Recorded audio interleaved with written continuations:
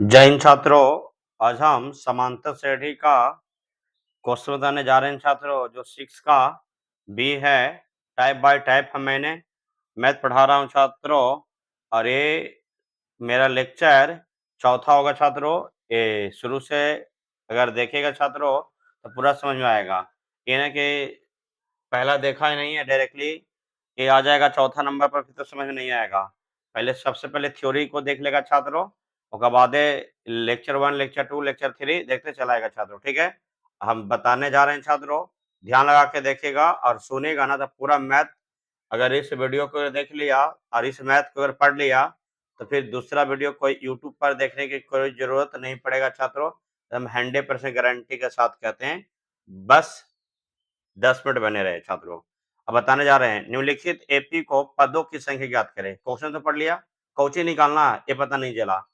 पदों माने एन निकालना है, तो एन निकलेगा कौची से, तो एक फॉर्मूला होता है टी एन के अंतिम पर। तो क्या होता है टी एन बराबर a plus n minus 1 into d. अगर इस लेक्चर को देख रहा है तो ये लेक्चर देखने से पहले मेरा लेक्चर 3 देख लेगा ना, तो गारंटी के साथ कहते हैं समझ में आ जाएगा छात्रों। तो इसी फॉर्मूला के मदद से मैंने एक फॉर्मूला निकाले हैं सोल्व करके। पदों की संख्या बराबर एन बराबर हम बोलते हैं पदों की संख्या। एन क्या बोलते हैं, पदों की संख्या कहते हैं। क्या कहते हैं, एन बराबर पदों की संख्या। तो एन बराबर फॉर्मूला निकाले हैं कि टी एन माइनस ए बटा क्या होता है डी, और प्लस क्या होता है 1 होता है छात्रों। माने अंतिम पद माइनस प्रथम पद बटा डी और प्लस 1। तो सबसे पहला बताने जा रहे हैं छात्रों, जरा ध्यान लगा के देखिएगा।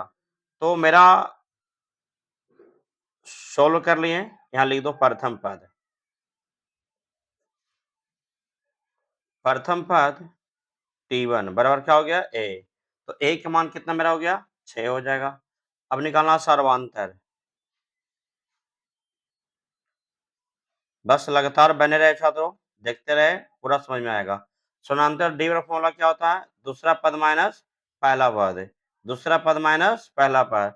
दूसरा पद क्या जानकारी है 10, पुट कर दो 10। प्रथम पद कितना मेरा 6 पुट कर दो। घटाओ तो कर दो छात्रों, 10 में 6 के कितना हुआ 4।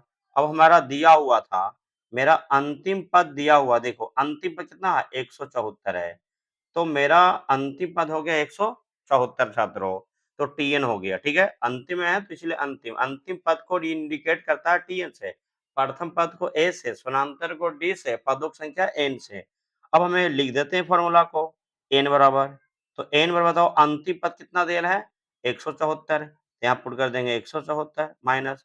अब ए कहता है तो ए की जानकारी कितना मेरा है 6 बटा क्या हो जाएगा डी, डी की वैल्यू कितना मेरा 4, यहाँ क्या हो मेरा प्लस 1 हो गया। ठीक है, अब 174 में से 6 को घटा देंगे, 14 में से 6 गया कितना होगा 8, फिर क्या हो गया 6, कितना मेरा गया 168। अब बताओ कि छात्रों 168 आ गया, 168 में 4 से भागा देना छात्रों, और प्लस क्या हो गया 1। अब काटेगा तो 4 चौके 16, अब 4 दूनी 8।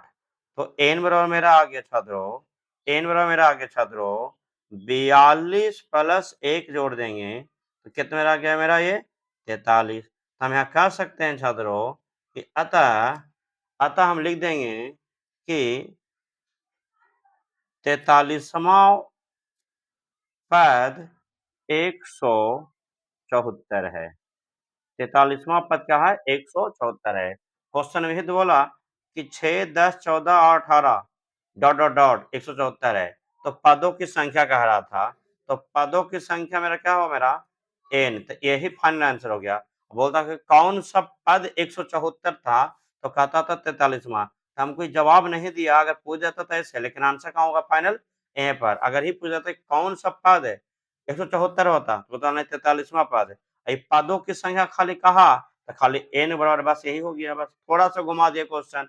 तो मेरा ये टाइप 6 का भी था। और ये बताते कि इस वीडियो को देखने के पहले मेरा एक लेक्चर 3 वाला जरूर देखिएगा छात्रों। ठीक है, अब हमें 6 का सी बताने जा रहे हैं छात्रों, जो गौर करके देखिएगा। ठीक है, अब जरा देखिएगा, आराम से देखिएगा छात्रों। अब इसमें भी यही तरह से कह रहा था इसमें भी तो देखो थोड़ा सा चेंज है, कह रहा कौन सा पद 82 है। इसमें क्या था, देखो इसमें क्या था कि पदों की संख्या मैंने n निकालना था, लेकिन इसमें दो तरीका हम समझा दिए हैं। अगर यही मैथ को खाता, देखो कैसे पूछ दिया कि कौन सा पद 82 है, इसमें क्या बोला है पदों की संख्या है, पदों की संख्या कहेगा तो खाली n निकालना छोड़ देना, n निकालना खाली छोड़ देना, पदों कहेगा तो खाली n निकाल के छोड़ देना। कौन सा पद 82 है, तो लिख देना कि 43वां पद 174, यहाँ लिख दिया 43वां 174 है ना। उसी तरीके से कहा, क्वेश्चन तो समझ में आएगा दोनों खैर। यहाँ n निकाल के छोड़ देना, यहाँ कहा था कौन सा पद बोलेगा, तो यहाँ लिख देना जितना आंसर आया ना उतना बराबर कर देना, बस बात समझ में आया, समझ में आ गया होगा। अब बताते हैं कि टाइप नंबर 6 का सी छात्रों, तो कहता है सबसे पहले कि कौन सा पद 82, वही फॉर्मूला यहाँ भी लगाना है। तो सबसे पहले सोल्व करो, सबसे पहले सोल्व करके यहाँ लिखना है कि प्रथम पद t1 बराबर क्या हो गया a की जानकारी कितना हो गया मेरा 2। अब यहाँ निकालेंगे सर्वांतर, क्या निकालेंगे सर्वांतर d, क्या होता है दूसरा पद माइनस पहला पद। बताओ कि दूसरा पद की जानकारी कितना मेरा है 6 है, तो 6 माइनस क्या कर दिए मेरा 2 कर दिए। अब d के वैल्यू मेरा क्या गया 4 निकल गया, कितना निकल गया 4 आ गया। अब जरा समझेगा बढ़िया से, अब जरा आराम से समझेगा, बहुत आसान है छात्रों। अब यहाँ क्या दिया है अंतिम पद, tn की जगह कितना दिया है 82 दे दिया है। तो हमें यहाँ पद हमको क्या कहा कौन सा पद 82 है, तो हमको n निकालना है। फॉर्मूला क्या होगा tn माइनस a बटा क्या हो गया d, और प्लस क्या कर देंगे n। बताओ कि अंतिम पद कितना मेरा है 82, और माइनस a की जानकारी कितना है 2 कर दिए।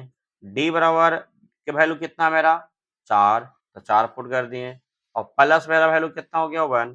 तो जरा गौर करेगा 82 में से 2 जाएगा कितना हो गया 80, बटा कितना हो गया 4, प्लस हो गया 1, काट दो बीच हो गया 80, 20 प्लस का हो गया 1, तो n की वैल्यू कितना मेरा हो गया 21।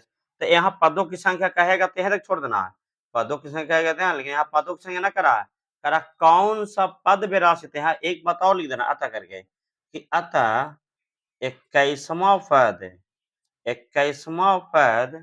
82 है, अतः 21वां पद 82 है। ये माने कि एपी का 21वां पद क्या है 82 है। बात समझ में आ गया होगा छात्रों।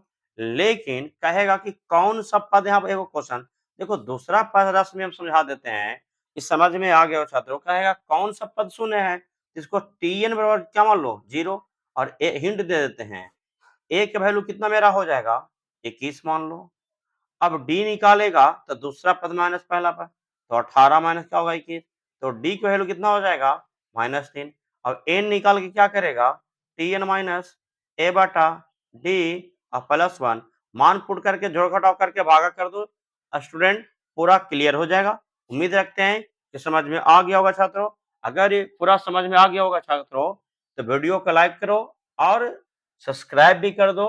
देखते हैं अगर इस वीडियो को अगर समझ में आया होगा तो लाइक और कमेंट जरूर करेंगे छात्रों, और ये वीडियो को पूरा आग की तरफ फैला दो, ऐसे मोटिवेट मिलेगा। और पूरा गारंटी के साथ कहते हैं कि अगर अच्छा से देखा होगा और समझा होगा तो पूरा मैथ समझ में आ जाएगा, और दोबारा क्वेश्चन कोई देखने की जरूरत यूट्यूब पर नहीं होगा छात्रों। अगर ध्यान लगा के अगर पढ़ेगा तब, अगर ऐसे तो मोबाइल चालू कर लेगा जाने तने ध्यान लगा तो ऐसा नहीं समझ आएगा।